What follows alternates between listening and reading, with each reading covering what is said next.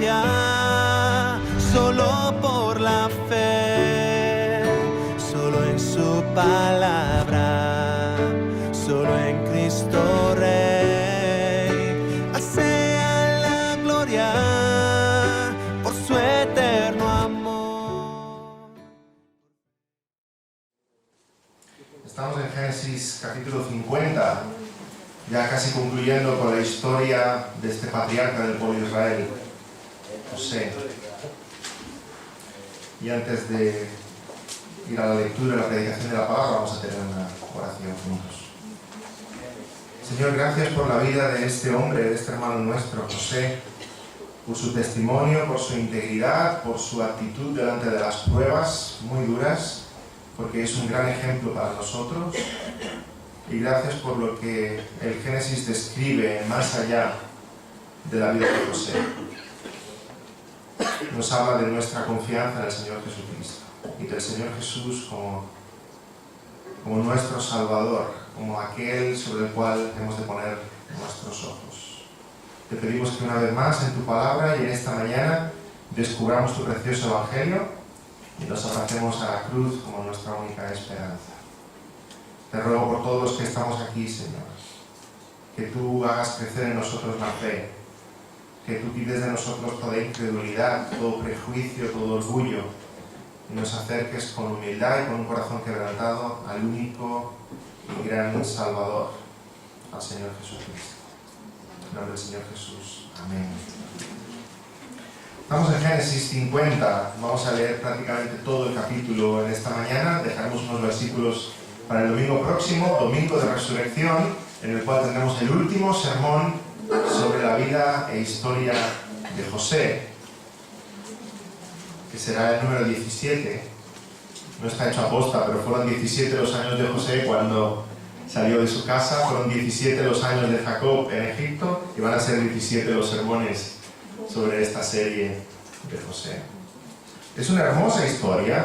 Espero que todos hayáis disfrutado de la historia de José como yo en preparar estos sermones. Una hermosa historia que nos habla de muchas enseñanzas para la vida del cristiano, de nuestra relación con Dios, de nuestra actitud en las dificultades, de nuestra confianza en el Señor, y sobre todo hemos visto todo este tiempo José como modelo de lo que va a ser el Mesías, de lo que va a ser el Señor Jesucristo. En el capítulo anterior, en el sermón de la semana pasada, meditábamos en la muerte de Jacob. Vimos esas últimas palabras de Jacob hacia sus nietos, sus hijos, y cómo Jacob fallece, ya anciano, 147 años en su cama. Y ahora la muerte de Jacob, como vamos a ver, despierta ciertos temas del pasado, despierta ciertos temores entre los hijos de Jacob. Vamos a ver varias enseñanzas sobre nuestra actitud ante la vida, ante la muerte, y luego vamos a volver a ver ese gran tema de la relación de José con sus hermanos. Vamos a leer entonces Génesis 50, versículos 1 al 21. Dice así la palabra del Señor. Entonces se echó José sobre el rostro de su padre, y lloró sobre él, y lo besó. Y mandó José a sus siervos, los médicos, que embalsamasen a su padre, y los médicos embalsamaron a Israel. Y le cumplieron 40 días, porque así cumplían los días de los embalsamados, y lo lloraron los egipcios 70 días. Y pasados los días de su luto, habló José a los de la casa de Faraón, diciendo: si he hallado ahora gracia en vuestros ojos, os ruego que habléis en oídos de Faraón, diciendo: mi padre me hizo jurar, diciendo: he aquí que voy a morir, en el sepulcro que cavé para mí en la tierra de Canaán, allí me sepultarás. Ruego pues que vaya yo ahora y sepulte a mi padre, y volveré. Y Faraón dijo: ve y sepulta a tu padre, como él te hizo jurar. Entonces José subió para sepultar a su padre, y subieron con él todos los siervos de Faraón, los ancianos de su casa, y todos los ancianos de la tierra de Egipto, y toda la casa de José, y sus hermanos, y la casa de su padre. Solamente dejaron en la tierra de Gosén sus niños, y sus ovejas, y sus vacas. Subieron también con él carros y gente de a caballo, y se hizo un escuadrón muy grande. Y llegaron hasta la tierra, hasta la era de Atad, que está al otro lado del Jordán, y endecharon allí con grande y muy triste lamentación. Y José hizo a su padre duelo por 7 días. Y viendo los moradores de la tierra, los cananeos, el llanto en la era de Atad, dijeron: llanto grande es este de los egipcios. Por eso fue llamado su nombre Abel Mizraim, que está al otro lado del Jordán. Hicieron pues sus hijos con él según les había mandado, pues lo llevaron sus hijos a la tierra de Canaán y lo sepultaron en la cueva del campo de Macpela, la que había comprado Abraham con el mismo campo, para heredad de sepultura de Efrón el Eteo, al oriente de Mamre. Y volvió José a Egipto, él y sus hermanos, y todos los que subieron con él a sepultar a su padre, después que lo hubo sepultado.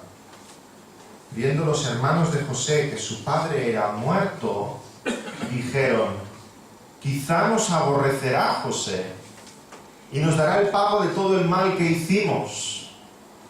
Y enviaron a decir a José: tu padre mandó antes de su muerte, diciendo: así diréis a José, te ruego que perdones ahora la maldad de tus hermanos y su pecado, porque mal te trataron. Por tanto, ahora te rogamos que perdones la maldad de los siervos del Dios de tu padre. Y José lloró mientras hablaba. Vinieron también sus hermanos y se postraron delante de él y dijeron: henos aquí por siervos tuyos. Y le respondió José: no temáis. ¿Acaso estoy yo en lugar de Dios?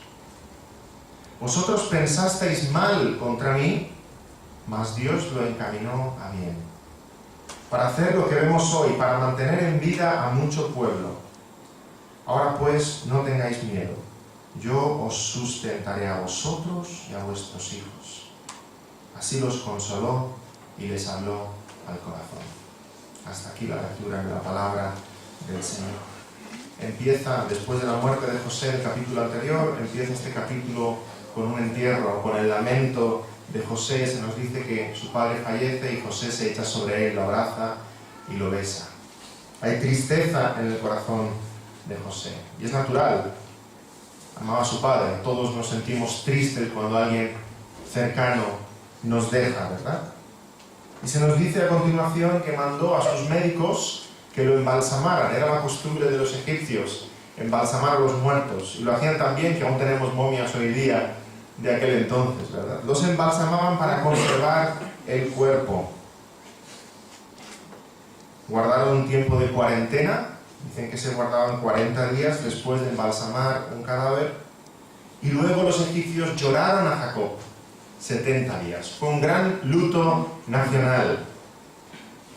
Lo lloraron los egipcios 70 días. Este era un periodo oficial, porque el que había muerto no era cualquiera, era un patriarca, era el padre de Tafnat-Panea, el padre de José, era el patriarca del pueblo hebreo que estaba entre ellos. Ese luto estuvo lleno de personalidades. Una gran comitiva fue hasta Canaán para el entierro. Se nos dice que siervos de Faraón, los ancianos, lo cual quiere decir los dignatarios, los que mandaban en Egipto, acompañaron a esa comitiva hacia Canaán y lloraron durante 70 días la muerte de Jacob. No sintáis que amáis menos una persona porque no lloréis exactamente 70 días, Esto es algo oficial de aquel entonces. De hecho, se nos dice que cuando fueron a Canaán, ¿cuánto tiempo lloró José a su padre? 7 días. ¿Vemos el contraste? Los egipcios lloraron 70 días. José lloró 7 días. Lo cual nos muestra el tamaño de la tristeza. Lo cual nos muestra también el tamaño de la desesperación. Lo cual nos muestra el tamaño de la falta de esperanza.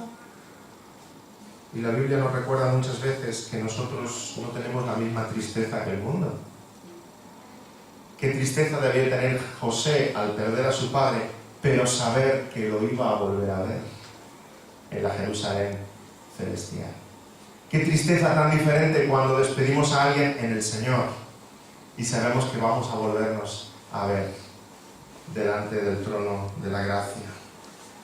Fijémonos cuando el rey David perdió a aquel pequeño, confiado en las promesas del Señor, a su hijo.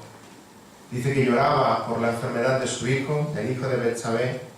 Viviendo aún el niño, yo ayunaba y lloraba diciendo, ¿quién sabe si Dios tendrá compasión de mí y vivirá el niño? Mas ahora que ha muerto, ¿para qué he de ayunar? ¿Por qué podré yo hacerle volver? Yo voy a él, mas él no volverá a mí. Qué confianza, qué claridad, ¿verdad? Pablo también nos escribe en 1 Tesalonicenses 4. Tampoco queremos, hermanos, que ignoréis acerca de los que duermen. Esta es la muerte del cristiano. Duermen, esperando que el Señor venga a despertarlos.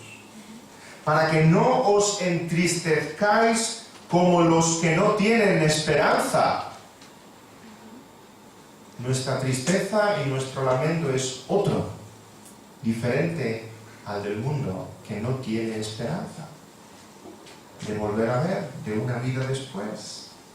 Así que la muerte de Jacob produce en sus hijos tristeza, por supuesto, pero es una tristeza templada, es una tristeza serena, es una tristeza con paz, no es una tristeza desesperada, porque están en el Señor. El tema de la muerte, lo tenemos aquí en este capítulo, es un tema que asusta cuando lo hablamos con familiares, con amigos, con vecinos, ¿verdad? Casi que es un tema tabú, es una palabra que no puedes pronunciar. Evitan hablar de la muerte. El que no tiene fe, el que no tiene una esperanza de una salvación, la muerte es la máxima desesperación. Hay que dejar de hablar de la muerte, no pensar en la muerte. Si vemos nuestra cultura, prácticamente no se habla de la muerte, solo de la vida y de vivir la vida, lo cual quiere decir vivirla de forma hedonista, disfrutar la vida tanto como puedas, intensamente. La medicina se esfuerza lo máximo posible en alargar la vida a toda costa, pero los cristianos tenemos una visión sobre la vida y sobre la muerte. La muerte no es sino un río que cruzamos a una vida mejor, mucho más excelente. La vida la vivimos con gratitud por todo lo que el Señor nos da, nos concede, es un regalo de Dios, y la muerte la afrontamos con serenidad, porque es el Señor Jesucristo el que nos está esperando en la mansión celestial. Y esperamos el día glorioso en que nuestro cuerpo sea de nuevo resucitado y ascienda a la gloria para siempre. Y entonces, cuando nuestro cuerpo sea levantado de entre los muertos, resucitado, glorificado y ascienda con el Señor, podemos pronunciar con el apóstol Pablo: ¿dónde está, oh muerte, tu aguijón? ¿Dónde, oh sepulcro, tu victoria? O como diríamos en castellano del siglo XXI, muerte, ¿y ahora qué? Tan fuerte que te creías, ¿y ahora qué? Si el Señor ha vencido la muerte y me ha levantado de entre los muertos, ¿ahora qué? ¿Dónde está tu victoria? El cuerpo de Jacob es embalsamado. En buena parte a José le pareció bien seguir la costumbre de los egipcios. En buena parte, porque luego vemos que lo lleva a la cueva de Macpela, no lo entierran en Egipto. Jacob fue embalsamado. Se embalsamaban los cuerpos, como decía antes, para conservar el cadáver, para que no se corrompiera. Los médicos de José hicieron aquel trabajo. Los egipcios creían en que había una inmortalidad del alma y que aquel cuerpo iba a viajar a otra región, la región de los muertos, iba a presentar delante del juicio de Osiris. Entonces llenaban la tumba o la mastaba o en el lugar donde estén con oro, con plata, incluso con comida, para ese viaje al más allá. No todos los egipcios podían ir al más allá, porque era muy caro embalsamar un cuerpo. Así que había gente que solo enterraba aquel cuerpo. Era caro embalsamar un cuerpo, era un lujo. Con el tiempo la técnica se fue perfeccionando y era más y más barato y más asequible para todo el mundo el embalsamar, pero antiguamente era solo para faraones, reyes, dignatarios. las especies aromáticas, las sales, los bálsamos, las resinas, todo lo que se utilizaba era algo caro. Y era un largo proceso que implicaba muchos médicos trabajando a la vez. Así que lo que hicieron con Jacob era un auténtico lujo. Le trataron como a un verdadero faraón, como a un rey. Y José permitió que se hiciera ese honor con su padre, Jacob, el patriarca del pueblo hebreo. Y no contradecía su fe, ¿verdad? Porque nosotros también creemos en un más allá, en una vida después de esta vida y después de la muerte. Ahora bien, a la hora de enterrar a Jacob, después de haberlo embalsamado, José va a Faraón con su petición. José no quiere que a Jacob, su padre, lo entierren en una pirámide con todas esas riquezas. No creemos en ese tipo de más allá. Jacob quería ser enterrado, y eso es lo que le pidió a José y le hizo jurar, en la cueva donde estaban enterrados sus padres, en Canaán. En la cueva de Macpela, donde estaba Abraham, donde estaba Isaac. Y José se acerca a Faraón con esta petición. ¿Han embalsamado a mi padre? Bien, más fácil será el viaje hasta Canaán, que va a durar varios días. Pero ahora traigo a Faraón una petición. Y dice el pasaje que José utiliza intermediarios para esa petición. Puede que siquiera el protocolo, estaba trayendo una petición oficial delante del rey y usa unos intermediarios. Y la petición es: ruego pues que vaya yo ahora y sepulte a mi padre y volveré. Y qué respuesta de Faraón, tan cercana, tan amigable, tan tierna, ¿verdad? Eran más que conocidos, eran amigos. Faraón le dice: ve y sepulta a tu padre, como él te hizo jurar. Y José tiene no solo permiso para ir a Canaán, sino que Faraón pone a su disposición todo lo necesario para ese viaje a Canaán. Le acompañan sus soldados, sus siervos, los ancianos de allí, de Egipto. Y celebran este funeral en Canaán. Una gran comitiva va hacia allá y tienen 7 días de duelo y entierran a Jacob en una cueva. Qué curioso, como el Señor Jesucristo, ¿verdad? En una cueva comprada para aquello, la cueva de Macpela. Y Faraón le dio permiso para ir a Canaán y enterrar a su padre. Ahora que los hebreos están viviendo en Egipto, Egipto es su hogar, ¿verdad? Nos dice varias cosas interesantes aquí el Génesis sobre ese ir a Canaán y volver. ¿Qué contraste tan grande vamos a encontrar después en el Éxodo? En el Éxodo también el pueblo de Israel pretendía ir a Canaán, ¿verdad? Para huir de Egipto, para huir de Faraón. En el Génesis vemos que estos hombres van a enterrar a Jacob en la cueva de Macpela, en Canaán, y van todos ellos, y nos dice el pasaje claramente, que dejaron a sus niños en Egipto. Tremendo. Qué confianza y qué paz en sus corazones. Repito, Egipto era su hogar. Se van los hombres a enterrar a Jacob y dejan a los niños, entendemos que también a sus madres, y dejan sus posesiones y están tranquilos de que los egipcios no se lo van a robar. Están en su casa. Qué diferente será en el Éxodo cuando pretenden salir y quieren irse todos, evidentemente con sus niños, ¿y qué les dice Faraón? No, ir solo los hombres, porque quería que regresaran. Y Moisés insiste, no, todos tenemos que irnos a Canaán. Qué contraste tan grande ahora en el Génesis, que van a enterrar a Jacob, que Faraón pone a disposición de José a todos sus siervos. Me imagino esa comitiva yendo hacia Canaán con todos los soldados de Faraón guardando a esa comitiva que va a enterrar a Jacob. Qué diferente va a ser en el Éxodo, ¿verdad? Cuando Moisés finalmente salga después de todas aquellas plagas y salga todo el pueblo de Israel cruzando el Mar Rojo, Faraón también va a enviar a sus soldados, pero no para protegerles, sino para perseguirles. Qué contraste tan grande.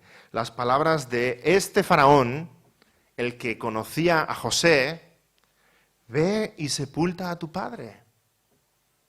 Con las palabras del otro faraón, el que no quería dejar marchar a Moisés.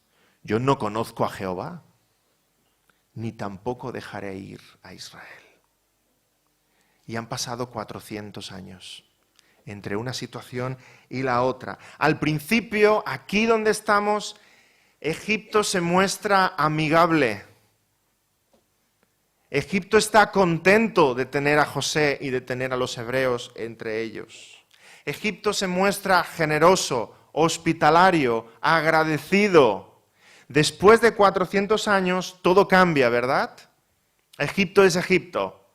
No les dejan marchar, los tienen como esclavos y no están dispuestos a perderlos. Hermanos, así nos puede pasar a nosotros. Fijémonos en la relación de Israel con Egipto.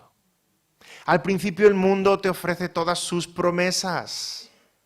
El mundo es amigable, el mundo es generoso, el mundo es hospitalario. Estás contento de estar en el mundo y el mundo está contento contigo. Qué buenos son estos cristianos. Es fantástico tenerlo entre nosotros. Todo es optimismo y nos podemos sentir en nuestro hogar, pero el mundo es el mundo. Y a cabo del tiempo, si los cristianos, como los hebreos, somos consecuentes con nuestra fe, al final Egipto es Egipto.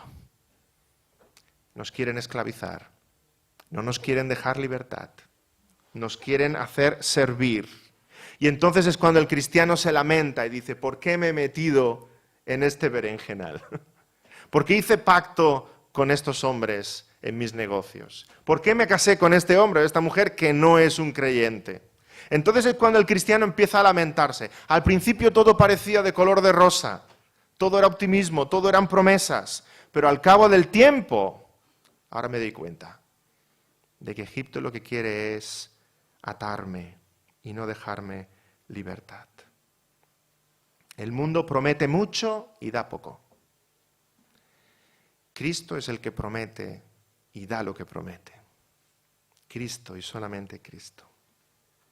Al principio los hebreos en Egipto estaban como en casa. Después de 400 años estaban haciendo ladrillos con barro y con paja. Si así fue como trataron al Señor Jesucristo. ¿Sabéis qué día es hoy según nuestro calendario? Domingo de Ramos. El Señor entraba en Jerusalén y todos decían, ¡Hosana, bendito el que viene en el nombre del Señor! Y pocos días después, los mismos estaban gritando, ¡crucifícale! ¿Qué vamos a pactar con el mundo si solamente quiere perseguir nuestra fe? Crucifícale, decían. Después de enterrar a Jacob, regresan a Egipto. José, sus hermanos, todos los egipcios que les acompañaron. Y ahora que Jacob, el patriarca, ya no está entre ellos, es cuando los hermanos de José empiezan a tener temor. Ay, ahora que nuestro padre no está, yo creo que todo lo que José hizo, lo hizo porque padre abogaba por nosotros, pero ahora que padre ya no está, es cuando José se va a vengar. Ahora sí que estamos perdidos. Y empezaron a llenarse sus corazones de temor. Versículo 15. Quizá nos aborrecerá José y nos dará el pago de todo el mal que le hicimos. Se vengará de nosotros José ahora. Ya no tenemos a Jacob que nos proteja y que le haga entrar en razón. Dudan de la sinceridad de José. Dudan del perdón de José. Dudan de que todo lo que José les ha dicho sea auténtico. Tienen tanto temor ahora de José que incluso no van a hablar con él cara a cara, sino que envían mensajeros. Como José hizo con Faraón, ahora ellos hacen con José. Envían mensajeros. Versículo 17. Así diréis a José, te ruego que perdones ahora la maldad de tus hermanos y su pecado, porque mal te trataron, por tanto ahora te rogamos que perdones la maldad de los siervos del Dios de tu padre. Y José lloró mientras hablaban. Entendemos que José lloró cuando los mensajeros le estaban dando este mensaje. José se puso a llorar. Una vez más, no es la primera vez que vemos a José llorando en esta historia. Pero José, no nos confundamos, José no lloraba porque ahora le estaban recordando la muerte de su padre Jacob. José no llora porque las palabras de sus hermanos le recuerdan aquellas heridas del pasado que él ya había olvidado. José llora a ver el sufrimiento de sus hermanos. Porque aquellos pecados cometidos hace tanto tiempo y aquellos pecados que habían sido perdonados hace tanto tiempo, ¿por qué ahora te tienen que torturar? José llora y se lamenta al ver el dolor de sus hermanos. Como Jesús lloró. Nuestros niños aprenden esto rápido, el versículo más corto de la Biblia. Jesús lloró en el entierro de Lázaro. Pero Jesús no lloró al ver a Lázaro muerto, si él sabía que estaba a punto de resucitarlo. Jesús lloró a ver el lloro y el lamento de Marta, de María y de los que estaban allí desesperados. Ahora José llora, pero no llora por lo que se le ha hecho a él. Llora al ver el dolor de sus hermanos. ¿Cómo este pecado que está perdonado hace tanto os ha podido estar torturando hasta hoy? Escribe Juan Calvino respecto a este pasaje. José había absuelto a sus hermanos del crimen que habían cometido contra él, pero estaban tan agitados por su culpabilidad que voluntariamente ellos se habían convertido en sus propios atormentadores. Sus propios atormentadores. Qué gran desconfianza en el perdón, en la sinceridad de José. Que José lloró mientras hablaban. Y como decía antes, le enviaron mensajeros.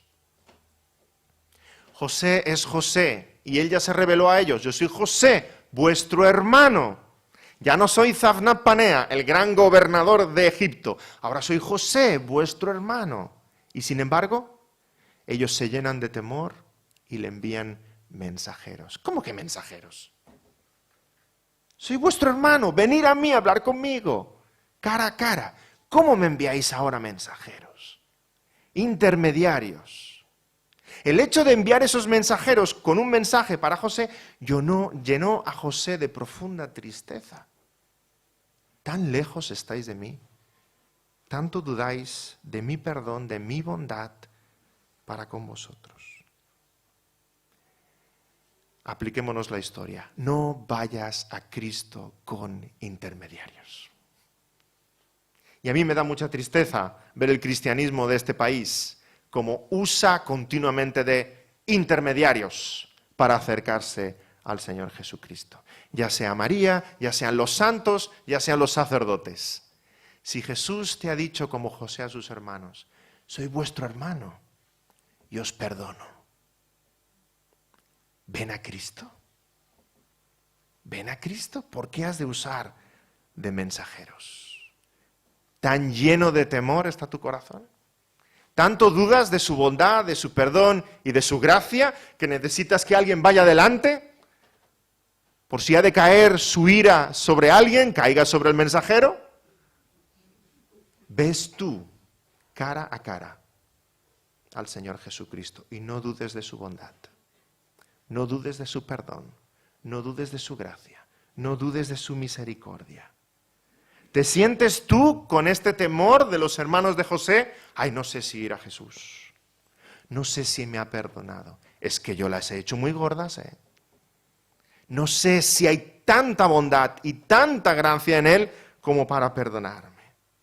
¿Tienes tú esos mismos temores al acercarte a Cristo?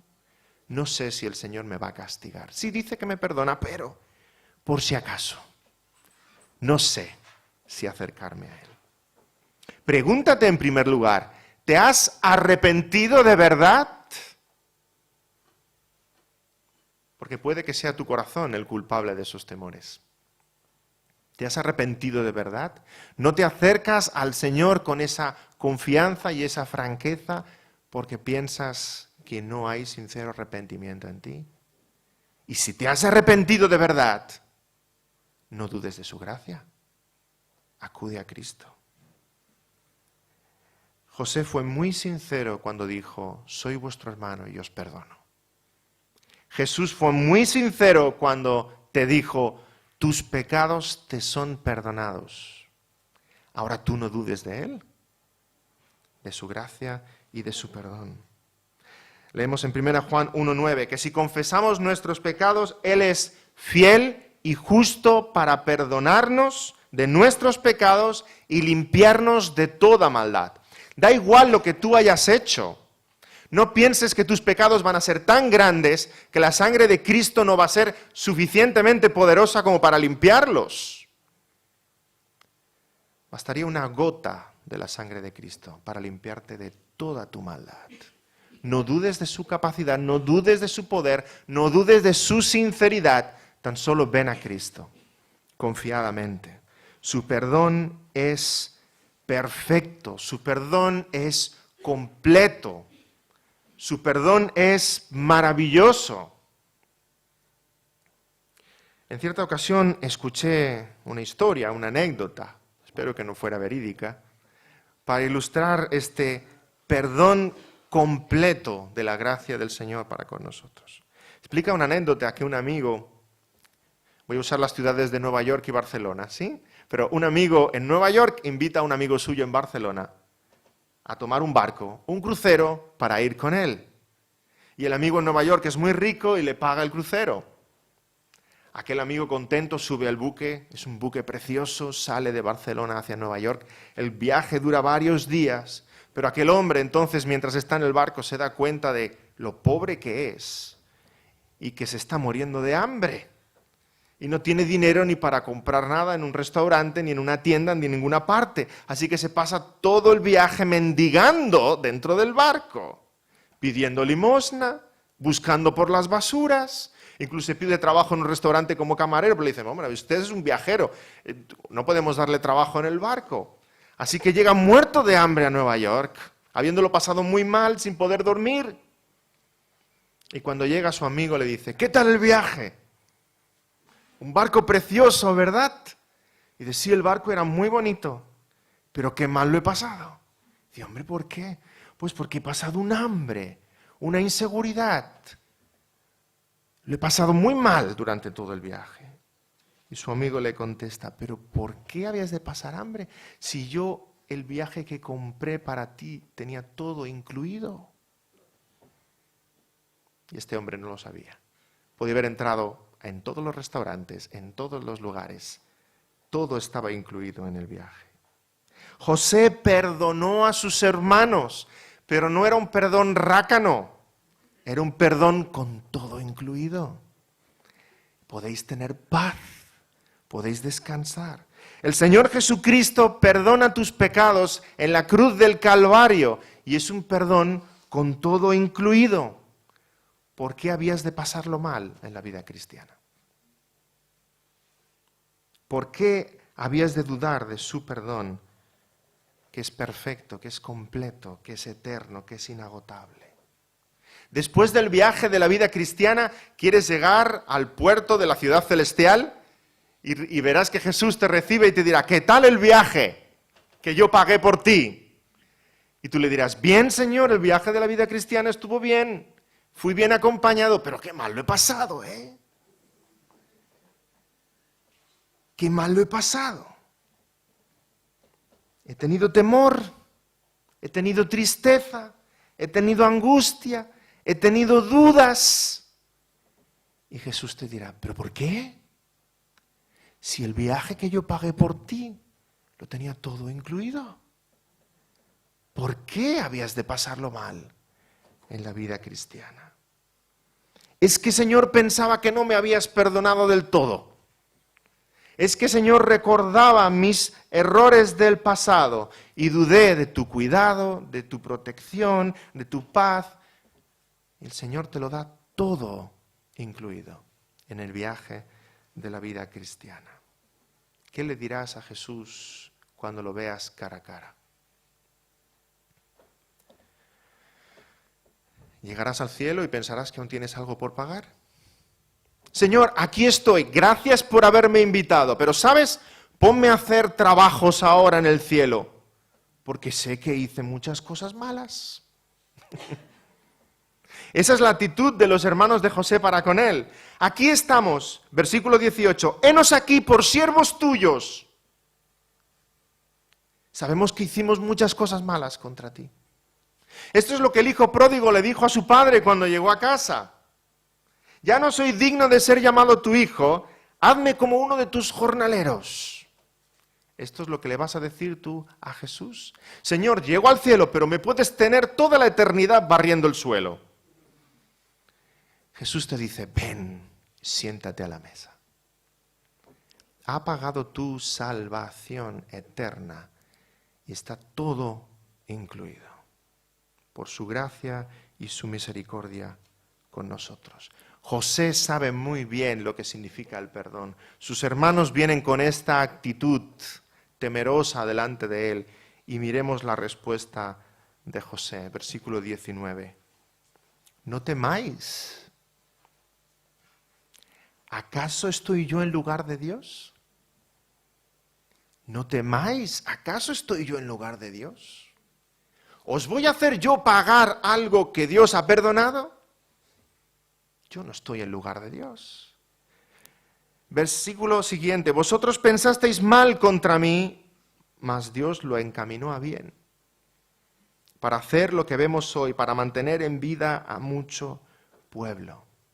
Y mi pregunta para ti en esta mañana es, ¿puedes decir como José? ¿Acaso estoy yo en lugar de Dios? ¿Acaso estoy yo en lugar de Dios? Si puedes decir como José, renuncia a las dudas, a los temores de tu vida pasada que aún te persiguen y te angustian. Renuncia a ello y confía en la cruz del Señor Jesucristo que ha pagado por todas tus culpas. Renuncia a ello. No hagas como los hermanos de José, que aún recuerdan los pecados del pasado y aún se llenan de temor. Dios es quien te ha comprado con la preciosa sangre del Señor Jesucristo. Es Dios el que sostiene al creyente con su mano poderosa. Si tú dudas, ¿de quién dudas? ¿De Él? Que Él es todopoderoso. Dice Romanos 8:32, el que no escatimó ni a su propio Hijo, sino que lo entregó por todos nosotros, ¿cómo no nos dará también con Él todas las cosas? ¿Necesitas sabiduría? ¿Necesitas paz? ¿Qué necesitas? Acude al Señor y pídeselo. ¿Quién acusará a los escogidos de Dios? Dios es el que justifica. ¿Quién es el que condenará? Dios es el que justifica. ¿Aún tienes remordimientos de lo que hiciste en el pasado? Acude al Señor Jesucristo. Examina tu corazón, que haya un verdadero y sincero arrepentimiento. Si no te has arrepentido, arrepiéntete de corazón. Acude al Señor y no dudes de su perdón, que es perfecto y es auténtico. Y dile a tu frágil conciencia que deje de torturarte. El Señor te dice, no temas, yo te he perdonado. ¿Puedes decir con José, ¿acaso estoy yo en lugar de Dios? Entonces podrás hacer como José y no culpar a tus hermanos que han pecado contra ti. Es Dios el juez supremo, no tú. Y muchas veces miramos atrás y si no nos lamentamos por nuestros pecados, nos lamentamos de los pecados que otros han cometido contra nosotros. Y nuestro corazón entonces se llena de rencor, de amargura, de deseos de venganza, Señor, mira lo que hicieron contra mí. Pero José renuncia a todo derecho de vengarse contra sus hermanos. Dice, ¿acaso estoy yo en lugar de Dios? Si el Señor os ha perdonado, ¿cómo no voy a perdonar yo lo que me habéis hecho? En Juan capítulo 8 encontramos un episodio que todos recordaremos. Aquella mujer pecadora que está a punto de ser lapidada. Y entonces para tentar al Señor y hacerle caer le dicen, ¿qué vamos a hacer con esta mujer pecadora? Y Jesús responde tan sabiamente, el que esté libre de pecado, que eche la primera piedra. Dice el pasaje que se fueron yendo del mayor al menor. Los más ancianos eran los que eran más conscientes de sus pecados, ¿verdad? Habían tenido más tiempo para pecar. Se van yendo y los últimos los más jóvenes. ¿Y quién se queda en esa escena? ¿La pecadora? Y Jesucristo. El que esté libre de pecado, que tire la primera piedra. Solo había uno que podía tirar la primera piedra. Jesús. Y él no lo hizo. Solo había uno que podía condenar. Jesús. Solo hay uno que puede juzgar a tu hermano. Y tu hermano está extendiendo, Señor está extendiendo la mano a tu hermano, ofreciendo perdón y misericordia. Se van yendo todos los hombres y cuando Jesús queda solo con la pecadora, le dice, vete, yo tampoco te condeno. Vete y no peques más. Esto es lo que el Señor hizo con los hermanos de José, los perdonó. Y ahora ellos están dudando de que hayan sido perdonados. Recuerda que el Señor dice, mía es la venganza. No tuya, mía. Y el Señor dice también en el Salmo 46, estad quietos y conoced que yo soy Dios.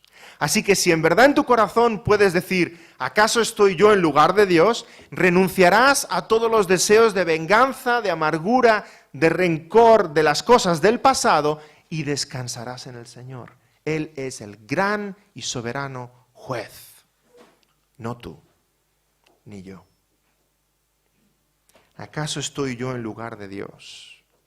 José está diciendo una cosa tremenda en esta simple frase. Dios es grande y yo soy pequeño. ¿Cómo me voy a poner yo en su lugar?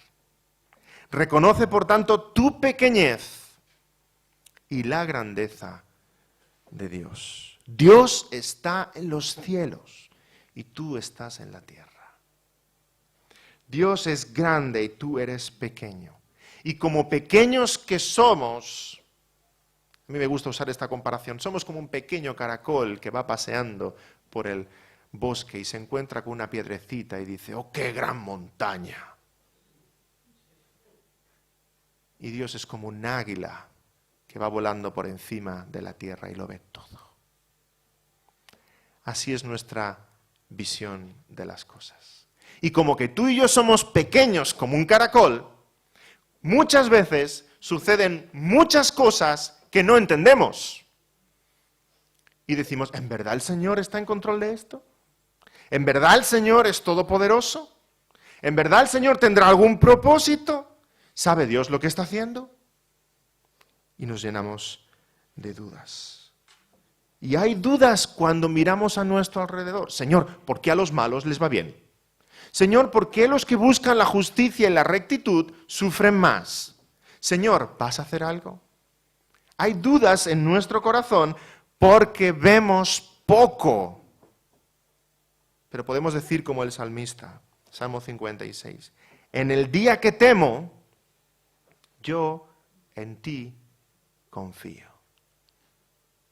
¿No comprendes lo que hay a tu alrededor? Bien. Confía en el Señor. Él sí sabe, Él es grande, Él es poderoso. Y en esta vida vemos la voluntad de los hombres y la voluntad de Dios como cosas separadas. Pero algún día veremos la providencia del Señor. Un autor cristiano lo compara con dos ríos, la voluntad de Dios, la voluntad de los hombres, que confluyen en uno grande, ancho, que se llama providencia. Y la soberanía de Dios es tan grande que Él no solo está por encima de la voluntad humana, sino que Dios usa las acciones humanas, incluso las más horribles, para servir a sus planes.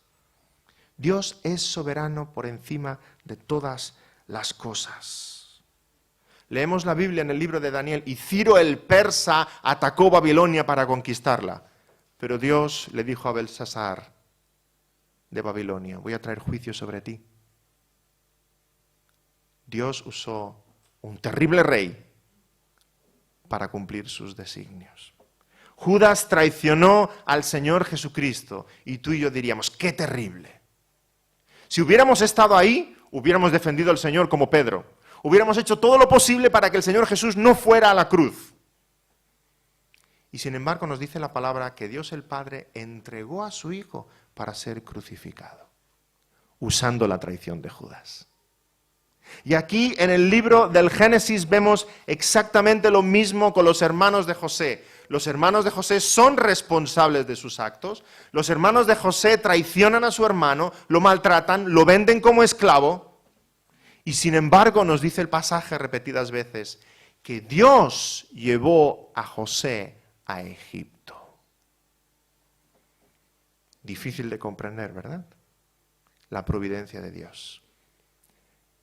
Que pensamos que somos muy libres y nos damos cuenta de que tenemos un Dios muy grande, que gobierna por encima de todas las cosas.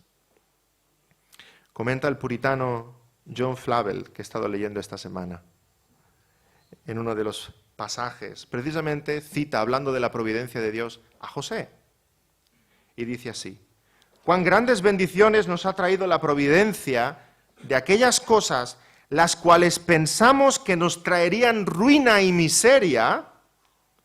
José no se imaginaba que su venta como esclavo a Egipto resultaría en su beneficio, y sin embargo vivió para ver un propósito bueno en ello. ¿Cuántas veces hemos sido obligados a decir, igual como David, bueno me es haber sido afligido? Al principio nuestra reacción ante los problemas es de suspiros y lágrimas. Más tarde los vemos con gozo y bendecimos a Dios por ellos.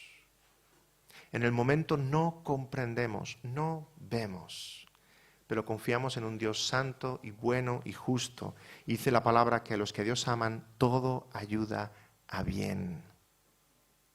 Si tú y yo pudiéramos ver la meta en esta carrera de la vida cristiana, aunque ahora lo estemos pasando mal, le diríamos al Señor, amén. Seguimos adelante.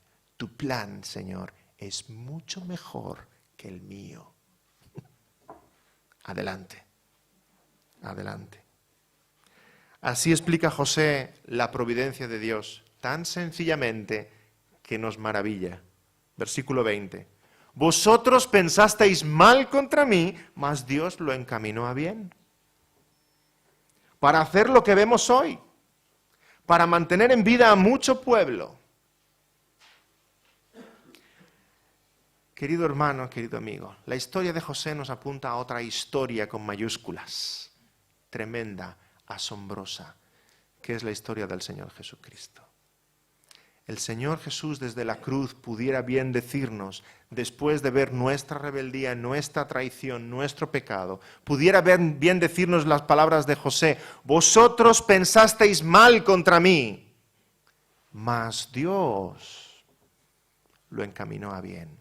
Para hacer esto que vemos ahora, para traer salvación a mucho pueblo. Para traer salvación.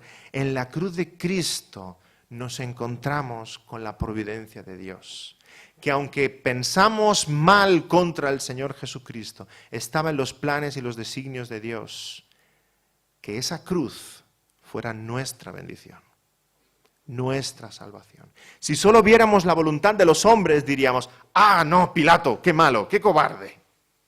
Ay, los romanos, cómo le golpean, cómo lo clavan en la cruz. ¡Ay, los discípulos, pero qué cobardes! Ahora no es el momento de esconderse. Señor, te has olvidado de nosotros. Si pudiéramos verlo desde la perspectiva divina, diríamos, Señor, gracias por la cruz. Gracias por esa sangre derramada.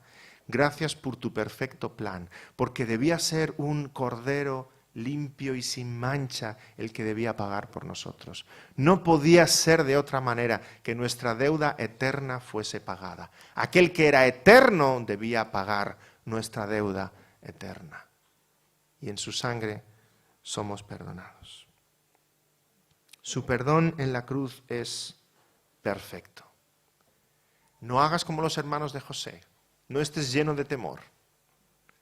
Confía en el perdón perfecto y sincero del Señor Jesucristo y ven a Él, cara a cara, sin intermediarios, cara a cara, ven al Señor Jesucristo. Con tus luchas, con tus temores, con lo que tengas que confesarle, ven a Él, cara a cara, sin excusas, sin dudas. El perdón en la cruz es perfecto. Abrázate a la cruz del Señor Jesús. No le digas al Señor, aquí tienes un siervo, ¿qué quieres que yo haga? O como Nicodemo, ¿qué tengo que hacer para ser salvo? Él lo hizo todo. Él lo hizo todo. No es que tú tengas que trabajar para ganar tu salvación. Es gratuita, es por gracia, es por su pura misericordia. Tan solo ven con un corazón contrito y humillado delante del Señor y pide perdón por tus pecados. Aunque tú pecaste mucho, y Él lo sabe, Él lo pagó todo. Todo, hasta el último de tus pecados, en la cruz del Calvario. Recibe al Señor Jesucristo y no temas más, no temas más. El Señor Jesús fue aquel al cual le pagamos con mal, pero Dios en su providencia y en su misericordia lo tornó todo para bien. Y veamos la compasión de José por sus hermanos, en la misma compasión que el Señor Jesús tiene por ti y por mí. Versículo 21, y con esto acabamos el sermón de hoy. José le dice a sus hermanos, ahora pues no tengáis miedo. Jesús te dice, ahora pues ya no tengas miedo. Si pones tu fe en mí, ya no tiene potestad sobre ti el pecado, ni la muerte, ni el diablo. Ahora pues no tengáis miedo. Yo os sustentaré a vosotros y a vuestros hijos. Y así los consoló y les habló José al corazón. Amén. Vamos a tener una oración al Señor. Señor Dios nuestro, gracias porque a pesar de nuestra miseria, a pesar de nuestra debilidad, a pesar de nuestra imperfección, Señor, tenemos un Salvador que es bueno, que es justo, que es perfecto. Señor, tú no perdonas a medias. Señor, tú no perdonas con condiciones. Tu perdón, Señor, es sincero, es auténtico y es completo. Tú lavas, Señor, nuestros pecados del pasado, del presente y del futuro. Señor, en la cruz, esa sangre que tú derramaste es poderosa para lavarnos de toda nuestra maldad. Tú solo nos pides que vengamos a ti, confiados, con un corazón humillado. Te pedimos que tú produzcas en todos nosotros, todos los que estamos aquí presentes, esa convicción de pecado, ese arrepentimiento sincero y esa necesidad que tenemos todos de un Salvador, de un Redentor. Que vayamos a la cruz como el único medio de salvación, el único camino al cielo. Recibir tu perdón que viene de tus manos, Señor, y de tu gracia. Te rogamos que esto sea una realidad en cada uno de nosotros.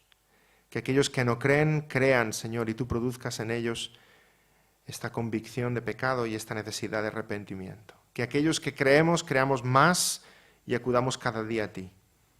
Señor, y gracias por la paz que podemos sentir. Esa paz de que tu salvación lo tiene todo incluido. Esa paz que podemos sentir en nuestros corazones de saber que tú has saldado la deuda eterna que teníamos nosotros. Te pedimos que ahora vivamos con ese corazón de gratitud hacia ti y de servicio. En nombre del Señor Jesús te lo pedimos. Amén.